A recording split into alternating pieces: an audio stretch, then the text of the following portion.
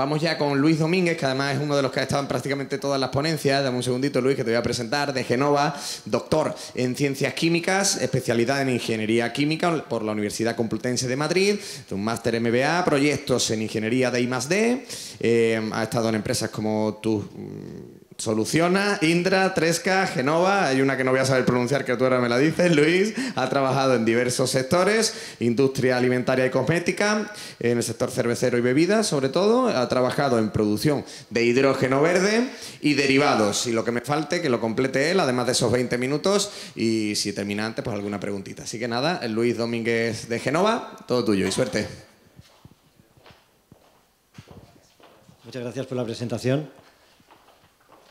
Bueno, buenas tardes a todos. En primer lugar, quería dar las gracias a la organización del Congreso Nacional del Hidrógeno Verde de Huelva por darnos la oportunidad a Génova y a mí en particular pues, para dar esa ponencia y espero que os sea de interés, ¿no? Bueno, mi nombre es Luis Domínguez, como ha dicho el presentador. La empresa que no sabía pronunciar es Tugenhagen, que es una empresa de ingeniería alimentaria, que fue mi primer trabajo, ¿no?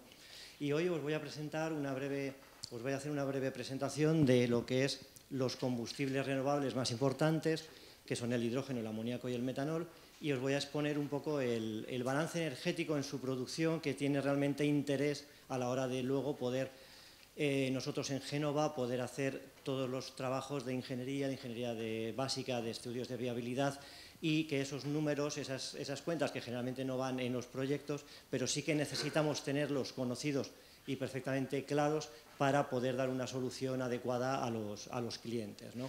Entonces, bueno, en primer lugar os voy a presentar a mi empresa, es Génova, es una empresa de ingeniería internacional. Tenemos oficinas en 7 países, o no sé si ya incluso en alguno más. Hemos hecho proyectos de ingeniería en más de 25 países y nuestras áreas de actividad se centran principalmente en naval y defensa, en energía e industria, en infraestructuras y en digital, ¿no?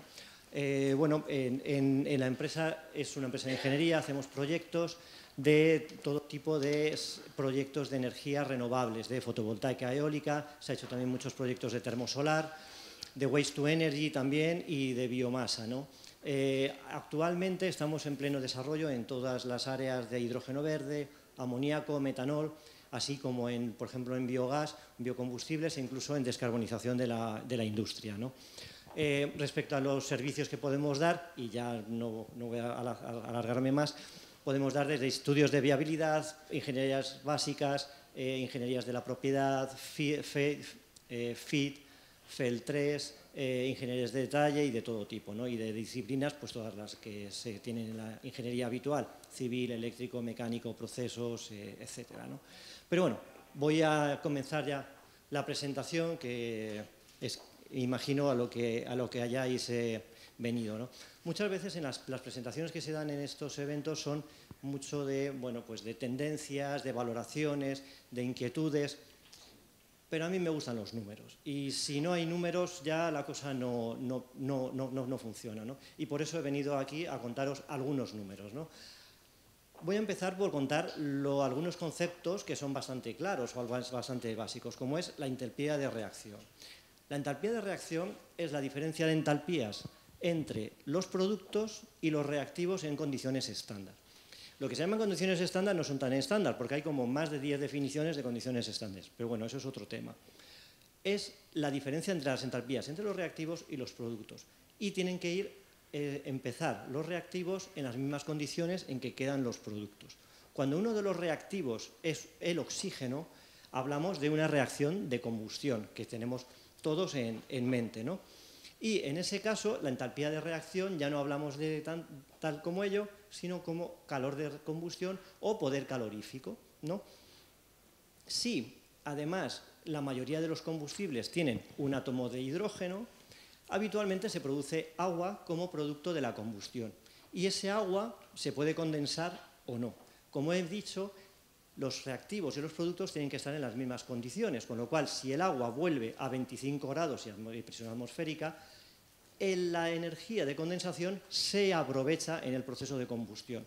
Pero no siempre ocurre eso, porque generalmente cuando tú estás quemando combustibles, los gases de combustión suelen salir a 120, 140, 150 grados a la atmósfera, con lo cual el calor de condensación no se aprovecha. En ese caso, lo que estamos hablando es del poder calorífico inferior, porque ya el agua que estás produciendo no lo vuelves a las condiciones normales, a las iniciales, sino que lo estás emitiendo como vapor. ¿Cuál es el objetivo de tener combustibles en general?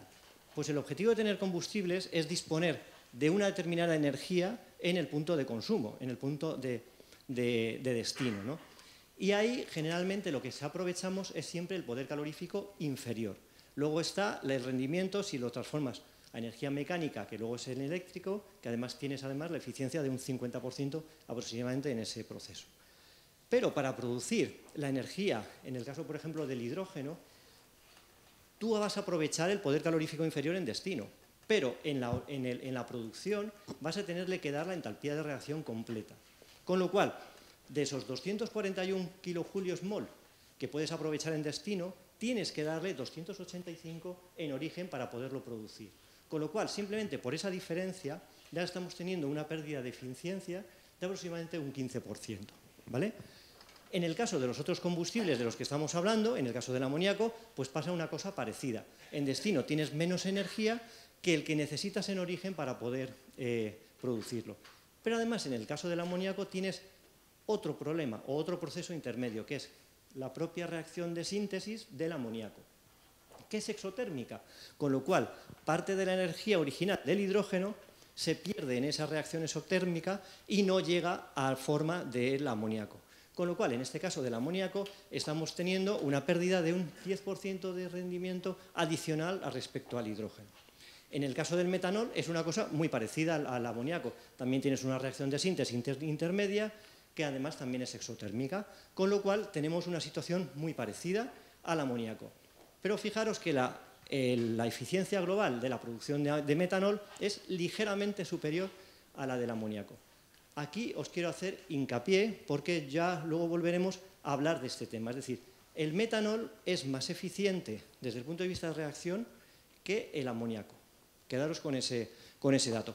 Además, también os quiero hacer ver un pequeño detalle, y es que en el caso del metanol estamos utilizando 3 moléculas de hidrógeno para producir metanol y para producir una molécula de agua. Entonces, podríamos pensar que 1/3 de la energía del hidrógeno lo estaríamos perdiendo porque estamos volviendo otra vez a producir una molécula de agua, que era de la que partíamos en la electrólisis, ¿no?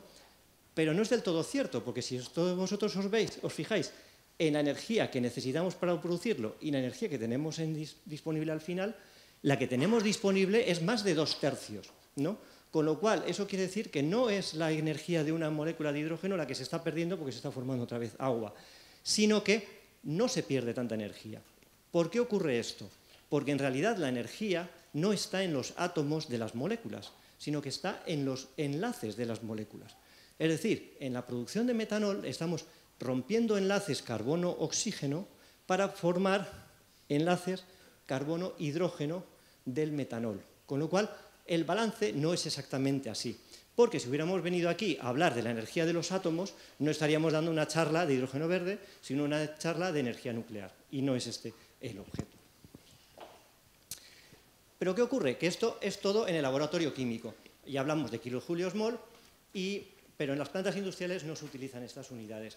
Pasamos a kilovatios hora kilo, que son mucho más entendibles por todos en el ámbito industrial, ¿no? Aunque no sea exactamente el sistema internacional, pero bueno, lo tomamos como tal, ¿no? Entonces, ¿qué ocurre? Cuando nosotros queremos producir hidrógeno, con 1 tonelada de hidrógeno en destino, disponemos de más de 33 megavatios hora de energía. Pero para producir esa tonelada de hidrógeno necesitamos no solo la entalpía de reacción del hidrógeno, esto ya estamos hablando de una planta industrial, ya no estamos hablando del laboratorio químico. No solo necesitamos darle la energía de reacción del hidrógeno, de electrólisis, sino todo lo que conlleva de ineficiencias del propio electrolizador, del balance de planta, etcétera, etcétera. Un dato más o menos general de todos los electrolizadores común, no voy a entrar, son 55 megavatios por tonelada de hidrógeno, por ejemplo, por dar un número determinado. Pero no solo eso, sino que además muchas veces el hidrógeno se tiene que comprimir para poderlo llevar a un tube tráiler, a un conducto o a lo que toque. Con lo cual tenemos una pequeña cantidad de energía adicional que tenemos que consumir para poderlo comprimir. ¿Qué ocurre? Que en todo este proceso, para la producción de hidrógeno y ponerlo en destino, tenemos un rendimiento de un 59% aproximadamente, ¿no? El caso del amoníaco es un poco diferente porque, como ya hemos comentado antes, tenemos un proceso intermedio. En este caso, la capacidad térmica, la capacidad energética del amoníaco es mucho menor que la del hidrógeno, pero es mucho más fácil de transportar, de almacenar y de manejar que el hidrógeno. Por eso se quiere producir amoníaco y se quiere producir metanol. En este caso, pues para una tonelada de amoníaco tiene algo más de 5 megavatios hora de energía, pero consumimos casi 10 megavatios hora en producir el hidrógeno correspondiente, ¿no? Además de esto, necesitamos un segundo reactivo para poderlo producir, que es el nitrógeno. Este nitrógeno lo vamos a obtener de una separación criogénica del aire, que tiene además su propio consumo de energía, en este caso eléctrica. Cuando disponemos de los dos reactivos, los comprimimos, los llevamos al reactor de síntesis de amoníaco, que es exotérmico, se produce la reacción con una conversión aproximadamente de un 20%, lo que no reacciona se vuelve a recircular al reactor, etc., ¿no? Entonces tenemos ese proceso. ¿Qué ocurre? Que también tenemos otro consumo de energía adicional, que es la compresión, tanto de los reactivos como de la recirculación. Pero no nos olvidemos que disponemos de una energía, y es que el reactor es exotérmico, ¿vale? Entonces, en ese reactor está produciendo energía que podemos aprovechar, ya sea en el propio proceso, ya sea integrándolo con otros procesos de la planta, o ya sea para mandarlo a vecinos. Si no tenemos ninguno de esos posibles consumos, a las últimas se puede utilizar una turbina, se puede turbinar, generar electricidad que te hace disponer de algo más de energía en todo el proceso, ¿no? Con todo ello, tenemos un rendimiento de un 51% en el proceso de producción del amoníaco. En el caso del metanol es una situación muy parecida a la del amoníaco. Tenemos un reactor de síntesis, tenemos dos reactivos, tenemos que comprimirlos, tenemos que separarlos. Es muy parecido. La energía del metanol es un poco superior a la del amoníaco y a su vez también necesitamos un poco más de energía para producir el hidrógeno correspondiente. Pero en este caso, y tenemos además un reactor catalítico que trabaja a unas condiciones un poquito más suaves que las que trabaja el amoníaco, con su producción de energía exotérmica correspondiente. En este caso, la gran diferencia es que el segundo reactivo que necesitamos no es el nitrógeno, sino que es el CO2.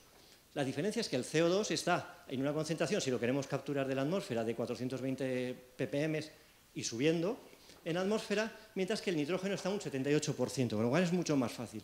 Si no, nos tenemos que ir a un punto de producción de CO2 de una planta de biomasa, de una cementera, aunque no sea biogénico, o de algún otro tipo de instalación. Pero esta captura de CO2 también necesita bastante consumo de energía, ¿no? En este caso necesitamos casi 1,5 toneladas de CO2 para poder producir 1 tonelada de metanol. ¿Qué ocurre? Que estos gases que comentábamos antes salen de la caldera a 120, 140 grados. Lo primero que hay que hacer es enfriarlos, hay que deshumidificarlos, se pasan al absorbedor con B, puntualizo, en el que el CO2 se absorbe con B, puntualizo, en las aminas y se devuelve a la chimenea, ¿no? Entonces todo este proceso se produce más o menos a unos 40 grados. Si es una planta de biomasa que ya existe, habitualmente hay que instalar un ventilador booster, ya sea antes o después, en tiro inducido o en tiro forzado, ¿no? Que también tiene su consumo. El ciclo cerrado de láminas, lo que como trabaja es entre 40 grados y 120 grados, con lo cual también es un proceso que consume bastante energía. Aunque ya los tecnólogos están aumentando y están optimizando mucho más estos procesos y han podido rebajar como en un 40% el consumo de energía de ese megavatio y pico por tonelada de metanol a menos de 1 megavatio. Además, recordemos que en el reactor de síntesis de metanol es exotérmico, con lo cual esa energía también la podemos trasladar al proceso de CO2 para poder reducir un poco más el consumo de energía, ¿no? Una segunda diferencia respecto al amoníaco es que el amoníaco, cuando reacciona en el reactor de síntesis catalítico, solo produce un líquido, que es el amoníaco. En este caso de la producción de metanol, no se produce un líquido, se producen dos, que es una mezcla de metanol y de agua. Los procesos de destilación se utilizan ampliamente en toda la industria química para separar compuestos químicos que tienen diferente temperatura de ebullición. Pero volvemos a lo mismo, y es que tenemos un nuevo proceso muy demandante de energía y muy consumidor de energía. Una estimación típica es que se puede consumir más o menos algo más de 1 megavatio hora de energía por tonelada de metanol, ¿no? En este caso se puede optimizar porque, aunque esté aquí, por ejemplo, representada como una columna de destilación, en realidad los procesos reales tienen 2 columnas de destilación, se puede optimizar el número de platos de las columnas para reducir el consumo de operación, etcétera, etcétera. Pero bueno, unos números grandes serían esos, ¿no? Pero ahora existe también tecnología disponible en el mercado, como son las bombas de calor de alta temperatura, en las cuales se puede consumir o se puede tomar el calor del condensador de la torre de destilación para poder alimentar de vapor el revaporizador de la torre de destilación. Con lo cual, con un COP aproximadamente que podemos obtener, puede ser de 4, con lo cual podemos reducir ese consumo de energía. Además, no hay que perder de vista que estamos queriendo producir metanol verde, y metanol verde implica que la energía primaria viene de energía renovable eléctrica. Con lo cual, si sustituimos este consumo de energía térmico a consumo de energía eléctrica, pues evidentemente es una baza para producir o para tener un proceso mucho más renovable y mucho más verde, ¿no? Con todo esto se llega a un consumo energético total y un rendimiento de aproximadamente un 47%. Con lo cual, al inicio de la presentación os hice hincapié en que el proceso de producción del metanol era más eficiente que el de amoníaco. Pero una vez lo llevamos a una planta industrial, ya no es así. El proceso de producción de metanol es menos eficiente que el del amoníaco porque tienes procesos adicionales como es el de la captura de CO2 y el de la destilación, ¿no? ¿Todo esto para qué se hace? Pues porque hay que tener claro los combustibles renovables, cuál es la situación de cada uno de ellos para poder tomar las decisiones. Está claro que el hidrógeno es más eficiente que todos los demás, que los otros dos, pero sí generalmente es el más difícil de manejar, de transportar y de abastecer, ¿no? En un resumen, podemos verlo aquí. La mayoría de la energía que se consume en la producción de hidrógeno es el propio electrolizador, el propio producción del hidrógeno, con una pequeña cantidad de compresión, ¿no? Y con un rendimiento en destino de casi un 60%, como hemos visto. En el caso del amoníaco, pues pasa un poco una situación casi muy parecida a la del hidrógeno. Consume un poquito menos, o sea, no es que consuma un poco menos el electrolizador, sino que el porcentaje es un poquito menor porque tiene un poco mayor de consumo eléctrico para las otras partes del proceso, pero también está en una situación similar. Si hacemos la integración de energía que hemos comentado antes, se reduce un poquito esa parte de la tarta de consumo. Y tenemos un rendimiento un poco por encima del 50%. En el caso del metanol es incluso diferente, porque hay un porcentaje de energía térmica que es bastante elevada respecto al resto del consumo de energía, ¿no? Y que, como hemos dicho, pues evidentemente se puede optimizar, se puede integrar y se puede reducir. Pero aún así, el consumo de energía en el proceso de metanol es superior al de los otros dos, ¿no? Con lo cual, al final, tenemos un rendimiento pues incluso ligeramente inferior al 50%, ¿no? Todo esto, ¿por qué lo decimos? Porque realmente cuando estamos, por ejemplo, pensando en descarbonizar un sector, por ejemplo, como el marítimo, ¿no? En el que necesita combustibles con una autonomía y con una cantidad de energía, una densidad energética elevada, tenemos que valorar muchas cosas, no solo lo que es el uso, sino también la producción. ¿Por qué? Porque realmente entre estos tres, el que mejor eficiencia tiene en la producción es el hidrógeno, pero es el más dificultoso para poder en un momento manejar y el que peor densidad con el contenedor tenemos para poderlo transportar. Sin embargo, el que peor condiciones tiene es el metanol y sin embargo es el que más proyección tiene, por ejemplo, en el sector marítimo a corto plazo. ¿Por qué? Porque el metanol realmente es un combustible muy parecido a los actuales combustibles fósiles. Es líquido a temperatura ambiente, no necesita compresión, no es un diésel, pero es parecido a la gasolina, es más o menos parecido, con lo cual El desarrollo a corto plazo, es más, por ejemplo, en el sector marítimo ya existen motores de metanol dual fuel o cosas similares. Los de amoníaco están a punto de llegar o están casi desarrollando las primeras unidades casi comerciales, y de hidrógeno quizás va un poquito más lento. Pero el amoníaco también tiene más dificultad, porque hay que almacenarlo o en condiciones criogénicas de menos 33 grados o a condiciones de presión o lo que corresponda. Con lo cual, esa es la situación que es actual. ¿Qué ocurre? Que el metanol a corto plazo se impondrá sobre los otros dos, pero a medio o largo plazo las mayores eficiencias del amoníaco y del hidrógeno le restarán camino al metanol. Pero no quiero terminar la charla sin hablar del hidrógeno, porque, a ver, estamos en el Congreso Nacional del Hidrógeno Verde y parece que estamos hablando solo de los primos de que son el amoníaco y el metanol. Hay que hacer dos puntualizaciones. El metanol y el amoníaco, el 90-95% de la energía que contienen, vienen del hidrógeno, con lo cual hay que producir hidrógeno para poder producir estos combustibles, en primer lugar. Y en segundo lugar, en el entorno de transición energética en el que estamos, la producción de energía primaria es eléctrica, proveniente de fotovoltaica o de eólica. Entonces, la electrolisis del agua a hidrógeno es el único proceso que nos permite transformar energía eléctrica en energía química en un combustible.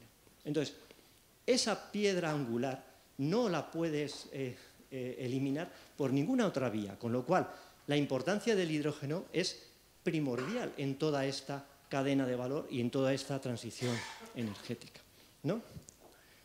Bueno, pues sin más, daros las gracias por vuestra atención y espero no haberos aburrido mucho.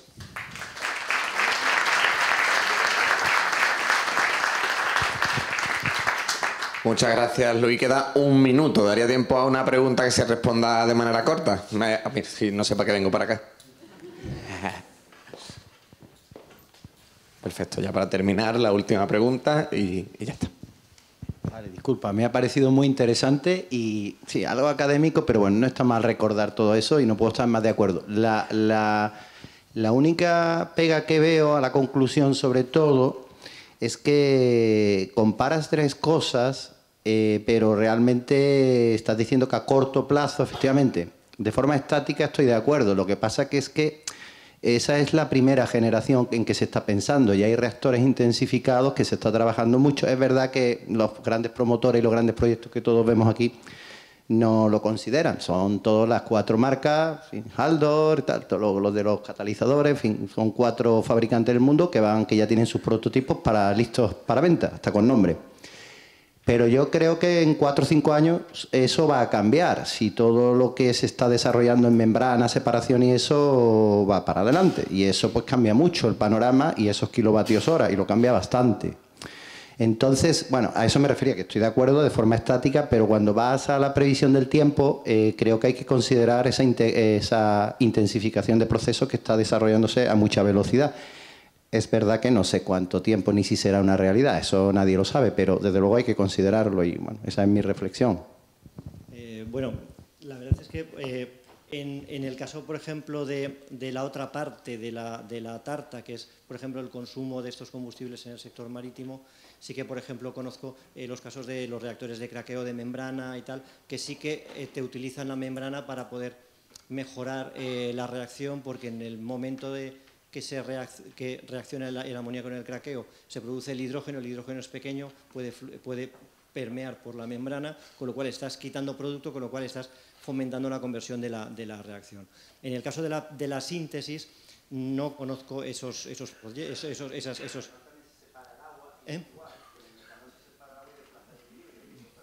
Bueno, pues efectivamente, todo eso se puede llevar más allá, ¿no?